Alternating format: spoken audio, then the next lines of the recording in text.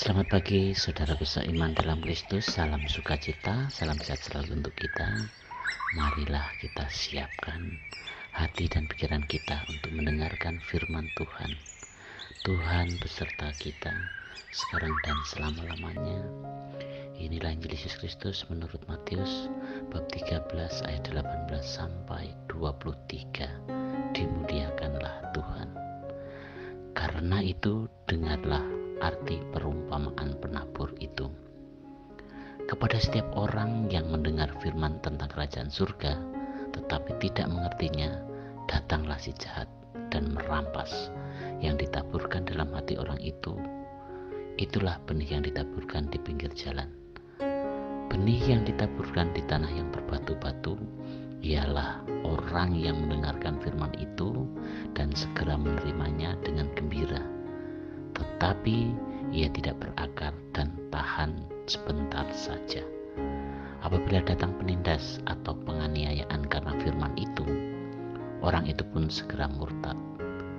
Yang ditaburkan di tengah semak duri ialah orang yang mendengarkan firman itu, lalu kekhawatiran dunia ini dan tipu daya kekayaan menghimpit firman itu sehingga tidak berbuah. Yang ditaburkan di tanah yang baik ialah orang yang mendengarkan firman itu dan mengerti, dan karena itu ia berbuah. Ada yang 100 kali lipat, ada yang 60 kali lipat, ada yang 30 kali lipat. Demikianlah sabda Tuhan. Terpujilah Kristus. Selamat pagi para sahabatku, sahabat suara hati, rekan muda, para selamarian dan pendengar dimanapun Anda berada. Dalam bacaan Injil hari ini, bagaimana Yesus menggambarkan tentang perumpamaan seorang penabur dan jenis-jenis tanah tempat benih itu jatuh. Ada tanah di pinggir jalan, ada tanah yang berbatu-batu, ada tanah yang penuh dengan semak duri, dan ada tanah yang baik.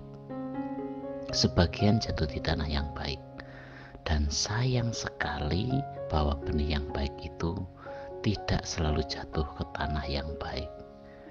Seorang penabur ketika menaburkan benih, pasti yang diharapkan adalah hasil dari benih itu. Bila tanpa hasil, maka benih yang ditaburkan itu menjadi sia-sia. Hal inilah yang membedakan mana murid yang sejati dan mana yang bukan, yaitu bahwa mereka berbuah banyak dan dengan demikian layak disebut sebagai pengikut Kristus yang sejati. Yang menarik adalah bahwa Yesus berkata bahwa tanah yang baik tidak mendapatkan hambatan untuk berbuah. Mengapa? Karena tanah itu sudah disiapkan dengan baik untuk menyimpan benih itu dalam kandungannya dan kemudian bertumbuh lalu menghasilkan buah.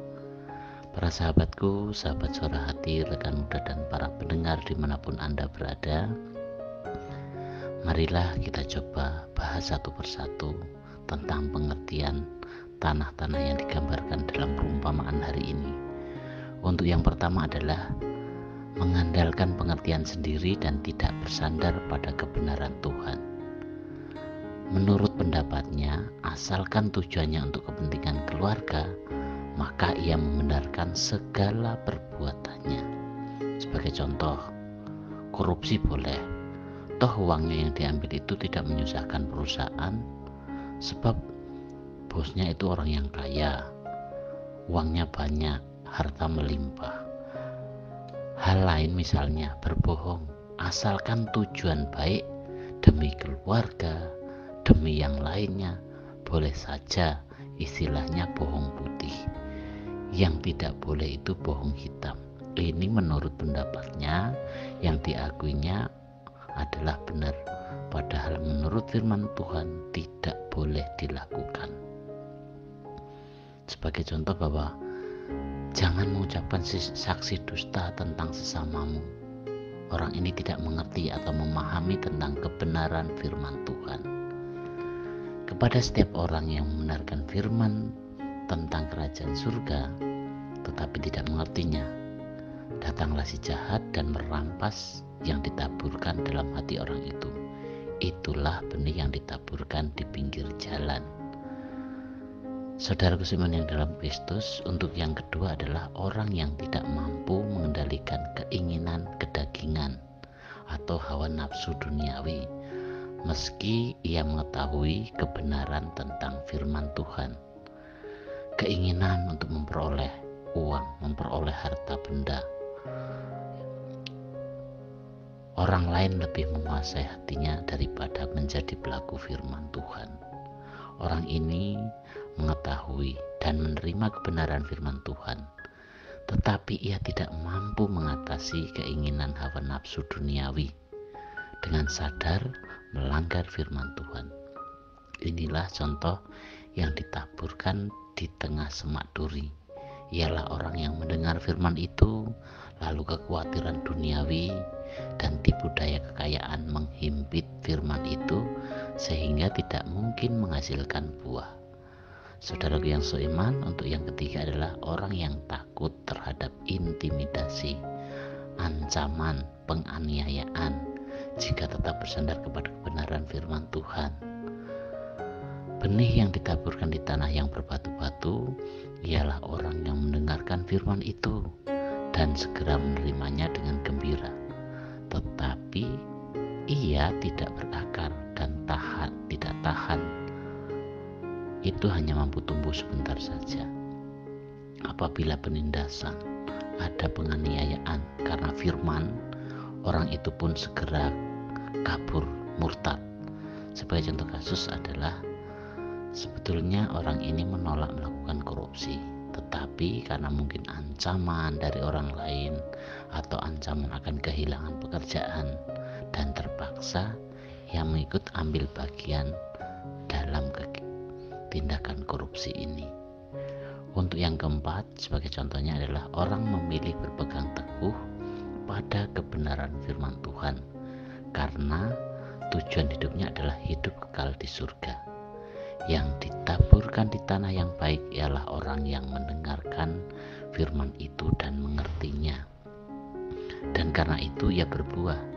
Ada yang 100 kali lipat, ada yang 60 kali lipat, ada yang 30 kali lipat.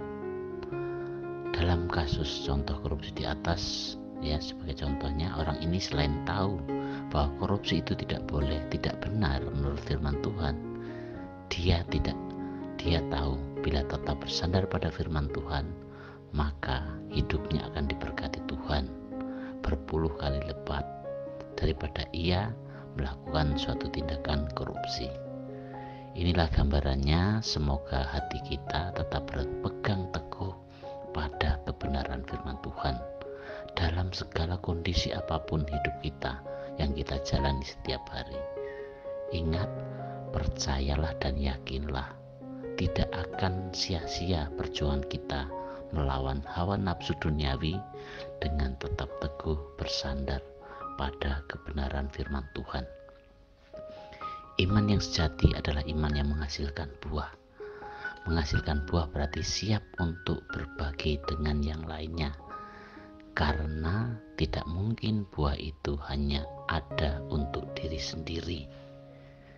Marilah kita menjadi tanah yang baik bagi benih sabda Tuhan dan terus berbuah dalam kelimpahannya.